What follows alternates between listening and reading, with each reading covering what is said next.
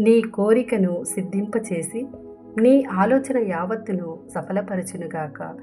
నీవు ఏదైతే ఆలోచిస్తున్నావో, ఏదైతే తలంపులు కలిగి ఉన్నావో, ఏ నూతన కార్యములను తలపెట్టాలని నీవు నీ హృదయములో ఆశపడుతున్నావో, ఈరోజు వాటన్నింటినీ కూడా మన ప్రభువు సఫలపరుస్తున్నాడు.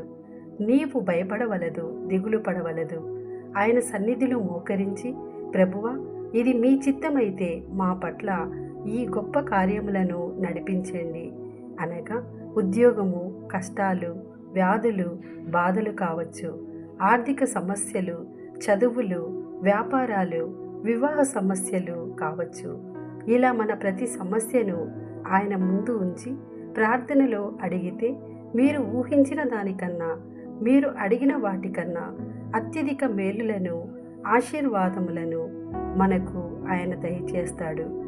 ప్రభువా, ఈ ప్రార్థనలో ఉన్న ప్రతి బిడ్డను ఆశీర్వదించండి.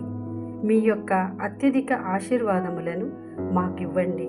నమ్మిన వారికి నిత్య రక్షణమైన ప్రభువా, మా సమస్త యావత్తు మీ పాదముల చెంత పెడుతున్నామయ్యా. మీ కృప మా మీద ఉంచండి ప్రభువా. దుష్టుల చేతిలో మోసపోకుండా మమ్మలను కాపాడుమయ్యా. మా చుట్టూ, మా కుటుంబాల చుట్టూ మీ దివ్య రక్తముతో అగ్ని కంచి వేయండి తండ్రి.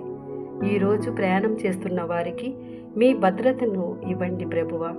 ఉద్యోగ ప్రయత్నాలు చేస్తున్న వారికి విజయాన్ని చేకూర్చండి తండ్రి. ఆర్థికంగా ఇబ్బందులు పడుతున్న వారిని ఆదరించండి ప్రభువా. అప్పుల ఊబిలో ఉన్న వారిని కాపాడండి. ఇవన్నీ మీ పవిత్ర నామంలో అడిగి వేడుకుంటున్నాము తండ్రి. ఆమేన్.